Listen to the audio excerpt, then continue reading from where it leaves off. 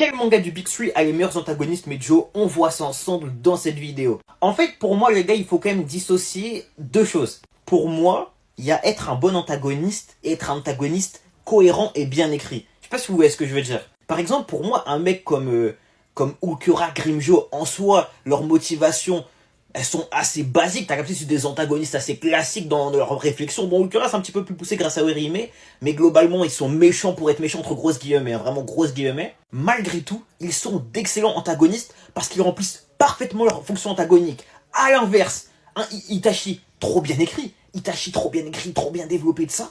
Mais sa fonction antagonique, elle est claquée. En tant qu'antagoniste, c'est pas foufou. C'est un excellent personnage, mais pas un grand antagoniste pour moi. Donc, je vais dissocier pour que vous compreniez bien. En termes de qualité d'antagoniste, pour moi, je mets en troisième position, je pense, les gars, Naruto. C'est mon préféré du Big Three.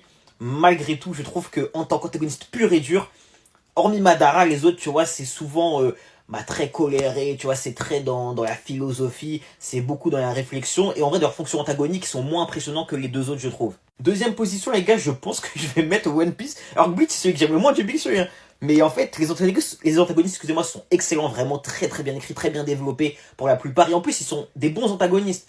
Malgré tout, en tant qu'antagoniste pur et dur, tu vois, tu sens la pression d'antagoniste. Pour moi, Bleach fait clairement plus que les autres en fait. Parce que chaque antagoniste, les gars, il est impactant dans ta lecture, dans ton visionnage de l'animé.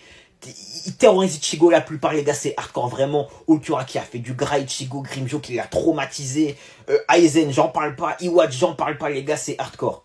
En revanche, en termes d'écriture des antagonistes, je mets en dernière position Bleach. Pour moi, c'est un peu le problème de Bleach, c'est que les antagonistes sont excellents, mais pas spécialement bien écrits pour la plupart, ou pas bien développés en tout cas. Ils sont bien écrits, hein, mais moins que les autres en tout cas.